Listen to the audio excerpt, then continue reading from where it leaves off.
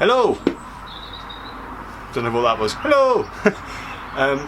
As promised, I've had a few people commenting on my ammo box stove that I've made. So in this video I'm going to show you the ammo box stove, and also show you do a bit of a sort of gear loadout video on some of the bits that I take when I go wild camping. I've been out today, went to I don't know if they're in the US, Go Outdoors, just picked up a few little bits and pieces that hopefully will make my next trip a bit more comfortable. Let's get to it. I'll spin you around and show you the stove. So here we have it. The hinge itself is just a standard door hinge. It's a fairly heavy duty one, so probably made for, say, a fire door or a door which is quite like an oak door, something which is quite heavy. The door itself is, has been cut out of this, and this is 1mm thick stainless steel.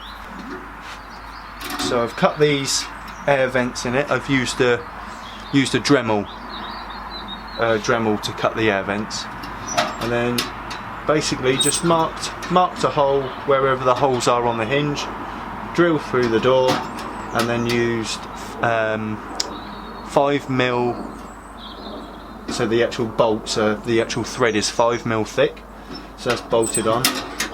The air vent itself, I've taken it off of my original Outbacker stove, but this can all be taken off, so if I want to use the other stove again, which I will use the other stove, I can just take this off, put it onto the other stove, and away we go. And it's also the same as, so this top, the little riser here, so the start of the flue pipe, and then the rest of the flue pipes go inside. They are a bit of a snug fit, but they do go. So that's just a little section that was left over. So we've got that one, and then there's another 4 inside. The handle itself, I'm going to be changing this. Basically at the minute it's just a small, just a thin piece of wire, or but I will be changing that to some, I'm not sure what I'm going to use or what I'm going to do, but that will be changed. The legs themselves, I'm going to be changing the design of the legs. They work absolutely fine. So they do, I'm not going to change it completely, but they do fold up to a certain extent, which is, I mean, they do work well, but I think I might end up using something a bit thicker. The lid itself, when you open it up, there's a lip that goes all the way around the top.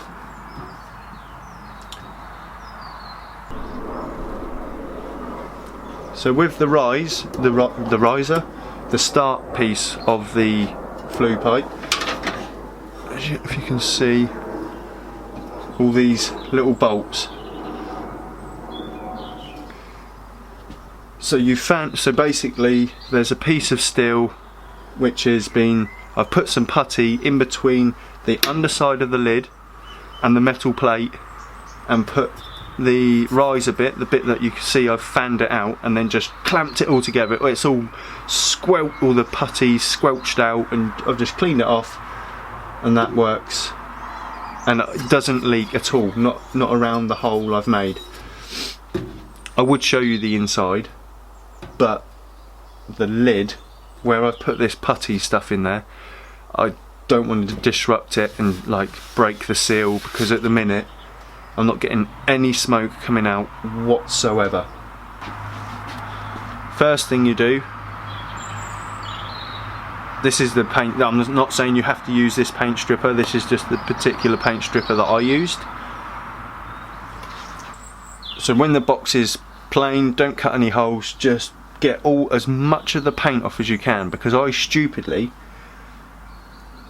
I'm quite an impatient sort of person. I don't like waiting for things. I want to do everything like now. I want to do it, let's go.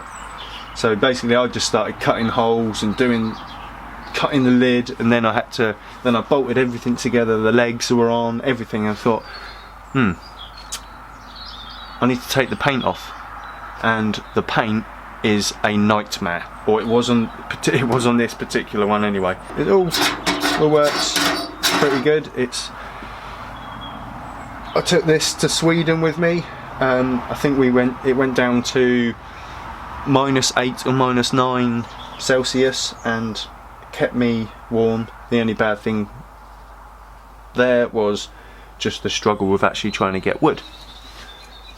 This is the spark arrestor that goes on the top of all the flue pipes.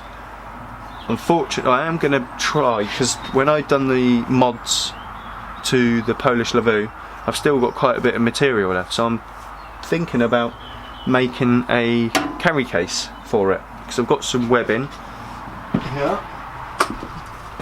I've got some of this webbing material, which I'll probably make a sort of decent sort of handle with. So that's the plan anyway. You've seen my stitching on the Lavoo, it's not the best, so but yeah, so that's spark arrestor. This all comes from the original Outbacker stove company. So that's that. The same with this is the tent protector that I use. This is really made for sort of bale tents, Robins, teepees. It's a bit too big and heavy for putting in the Lavoo. But what I'm probably gonna make a tent protector, which I'll do a different video on that.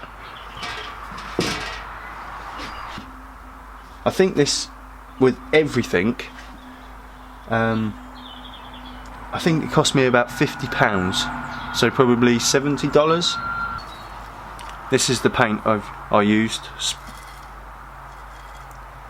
The flue pipe sections are from my other tent. They came with my Outbacker stove. So what I've had to do is, each one of these pipes, I've had to cut about 1/4 of an inch off each one. So guys, if any of you have got any questions on the stove that I've made, on the ammo box stove, if I haven't said something, I think I've been through everything. I know it's very quick and very brief, but to be honest, I'm not the best at explaining. I know how I want things to be in my head and what I want them to look like, but when I have to relay that information and pass it on to someone, I'm like, if you have got any questions, or how I done things, or what size bolts did I use, or where did I get the stove, just drop me a comment, and I do try and, well, I think I've replied to every comment that people have said. This stove itself, I don't know if I said, this stove weighs about, with the flue pipes inside, it weighs about 4 kilos. My Outbacker stove, that weighs 9 kilos. This goes in the bottom of my rucksack, which you've seen in my other video, in my Bergen bag.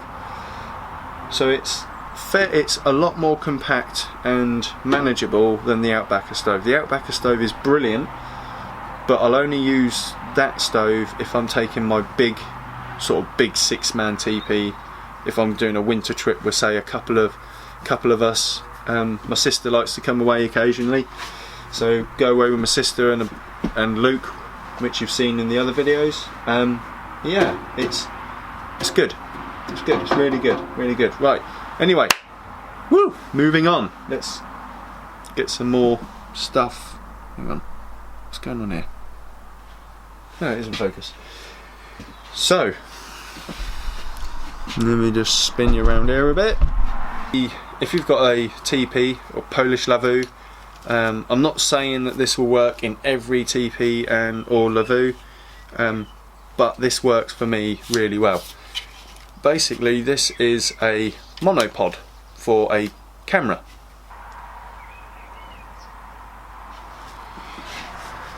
This works really well for me. It's fairly compact, probably, I don't know, 15 inches long ish. It's fairly light, but it's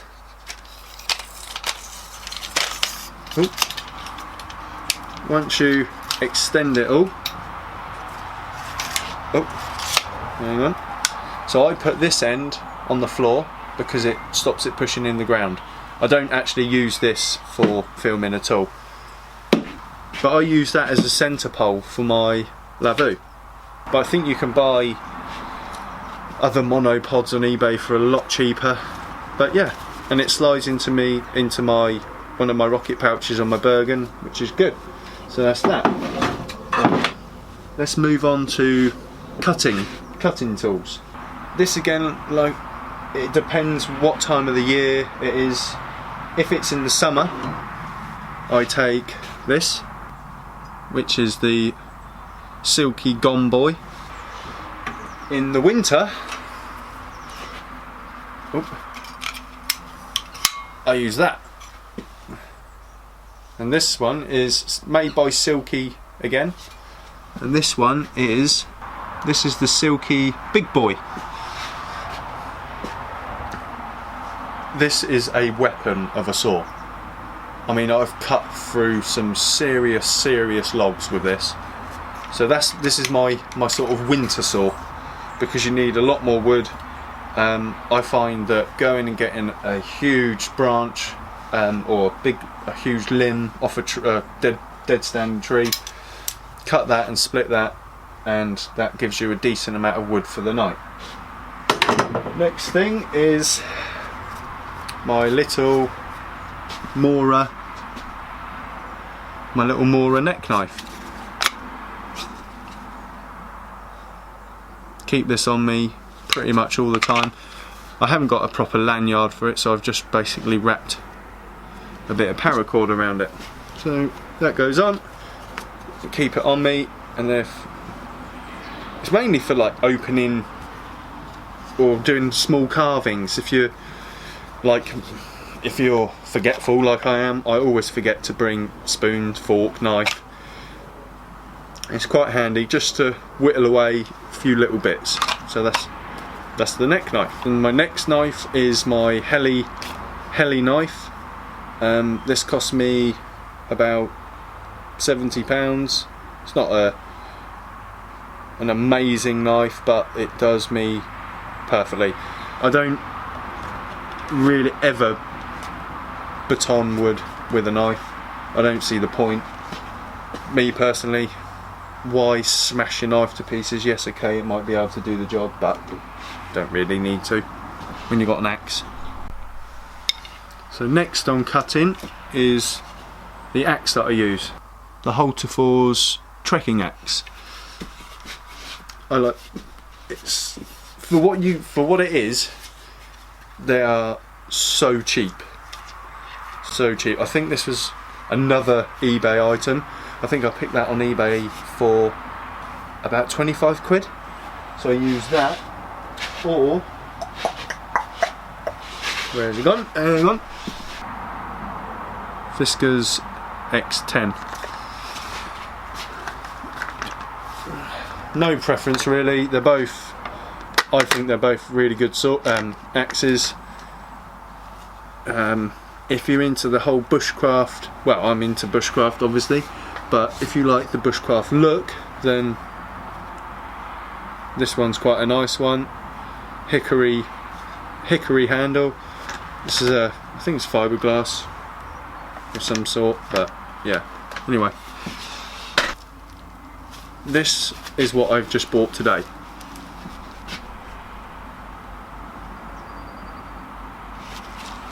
It's made by, I think it's OX, and it's basically, it's a pillow.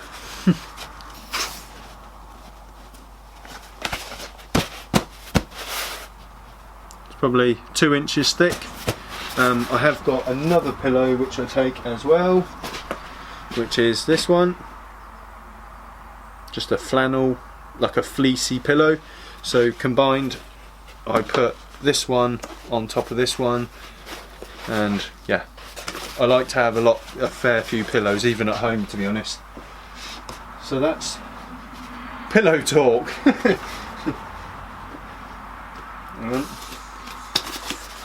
Quickly put it away. So yeah, that's pillows that I use. Sleeping bag, you've seen it in my other video. It's the Snug Pack Softy Elite 3. It's got a, hang on, actually it might say on here. So it's got a comfort rating of -5 and a low of -10. So I think -10 is pushing it. When I was in Sweden, it went down to -8, -9, and that was pushing it. Well, that was for me anyway. I am a fairly warm sleeper, but yeah, I'd recommend, if you're a warm sleeper, this would be good in -5, -6, like me, comfortably. Anything lower than that, I think that was pushing it a bit. You could probably get a fleece liner, sleeping bag liner, and that will probably add another couple of degrees. So yeah, sleeping bag. So this is my winter. I love this bed. It probably weighs a couple of kilos, or maybe 1.5 kilos, but it's the Exped Sinmat Mega 12. And bearing in mind I'm 6'1", 6'2", this is probably about 7 foot, 7 foot long, and a good 2 foot wide. And it is so comfortable, and it's so warm as well. This has got a temperature rating of down to -20. I laid this straight on the snow in Sweden and done me perfect. It comes with another bag inside that you use to pump the roll mat up, but that's another bit of kit I would highly recommend. Love it, absolutely love that roll mat. Next one is, so this one's a good one. This is a military surplus one. It's a three-quarter one. It's a self-inflating mat. Obviously it's the same as the pillow. You obviously, probably a lot of you know what self-inflating mats are and the valves. I just give it a helping hand, and that's quite comfy. That keeps the cold off your back as well. So, but this is more of my summer mat. Next thing, oh, there's another little item I bought today. It's just a ground sheet that will go in the bottom of the lavabo, because I'm getting fed up now with, when you're packing everything away, everything's getting covered in mud. Like my sleeping bag's getting dirty, the bottom of the roll mats are all getting horrible, and it's just, so I've got a bit of a ground sheet. That was from Go Outdoors as well. That costs about £5.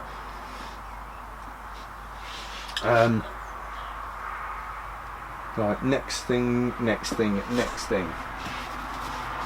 So, a couple of chairs. If I'm doing a bit of a sort of backpacking and hiking trip, and I want to keep the weight down, so this is the chair that I use.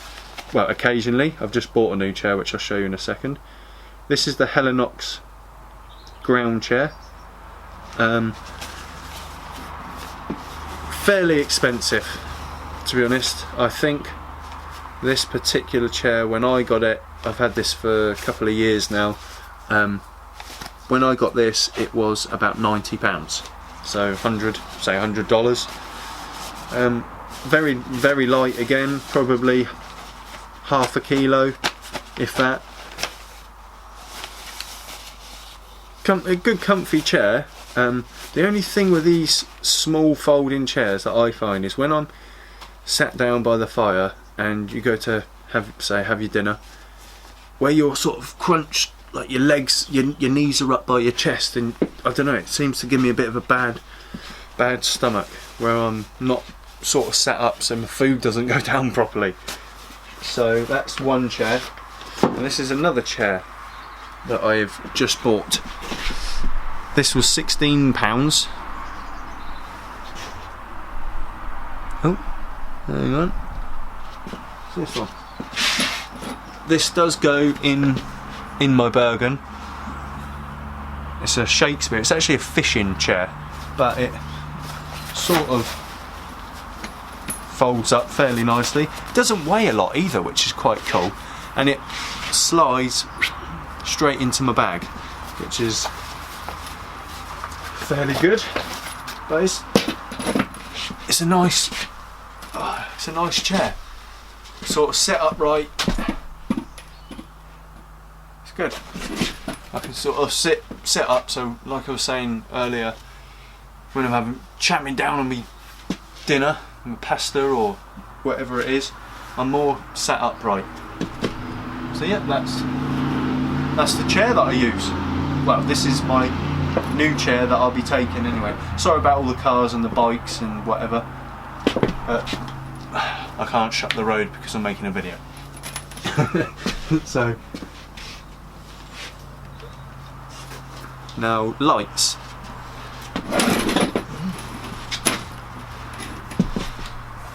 This is the light that I use. Well, say not light, lantern. It's a black diamond lantern. It's got an internal battery, and also you can put in AAA batteries. The legs, so all the legs, these all fold up. It's not the smallest of lights and lanterns in the world, but it's quite good. Well, I think it's brilliant. So you got on and off button here. Click it once, and then if you click and hold, it will dim down, and then click and hold, and it brightens up. The batteries, I've had this going all night, so the batteries are a bit flat at the minute, but you can. So it's got on the side here. So it's got these little rubber tabs, so you can open it up. You can charge your phone, or if you've got a GPS device or a GPS watch, you can charge it up, and that's the other section, and that's the charger. So you can charge it up from your mains, or just put AAA batteries in it. So that's lights. Right, next. What's next? It's just a odds and sods little pouch. I'll show you what I've got in here. So this bit here, a Sawyer Mini water filter, and then in the bottom bit, I can show you. So I've got a compass, head torch, fire starter. This is the Swedish fire still. Just a tiny little first aid pack here. It's got a couple of band-aids, some scissors, some safety pins, plasters, sterile wipes, and just tucked behind the back here, just a few coffees and some prongs for picking food off the fire, and yeah, that's about it in there.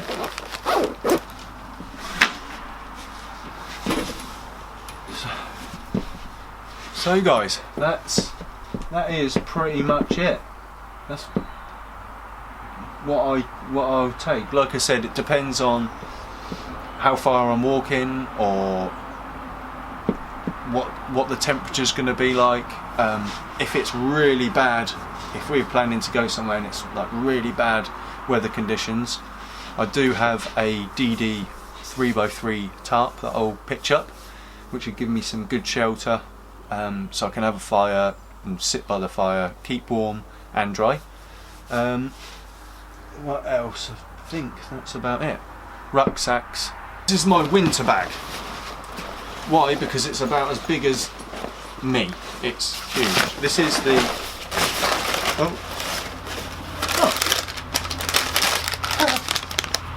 result some chocolate.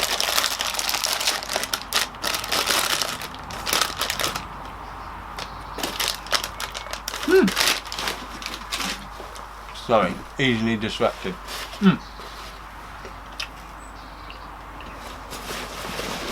So this is the Berghaus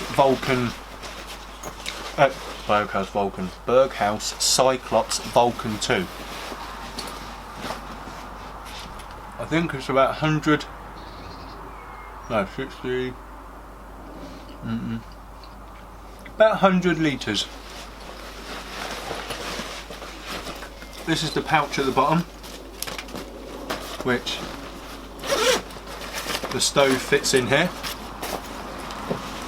My little ammo box stove, that goes in the bottom. The rocket pouches are good because I've got the yoke system as well. Excuse me. So I can take the pouches off and then use it as a little day pack as well. But another good bag. I love the Berghaus bags. They're so like hard wearing and yeah, nice bag. Like I said before, if anyone's got any questions or any other bits and pieces that I use, feel free, ask away. I know that I know that the gear that I use isn't ultra lightweight. It probably won't suit the majority of you, but this stuff suits me perfectly. Everything that I have works and does exactly what I want it to do. So I'm not saying go and buy the X-Ped Map massive, ridiculously warm whatever bed and sleeping bag. I'm just showing you what I take. And yes, if I recommend on getting something, I'm not saying that it's going to suit you, but me personally, that's what I would recommend if you want specific things. A lot of it changes with the weather, so if I do a bit of a sort of spring summer camp, I might not take the Lavu. Oh yeah, didn't even show you the Lavu. Well, you've all seen the Lavu. It's actually hanging up outside at the minute from my last little trip I went on Friday. It's now Sunday. Yeah, I hope you all enjoyed the ammo box stove, but if you've got any questions, feel free to ask. I'll try and answer any questions as best as I can. Like I said, this is just the stuff that I take, so hope you enjoyed it. Hopefully it didn't waffle on too much, but I'll catch you guys on the flip side. Peace!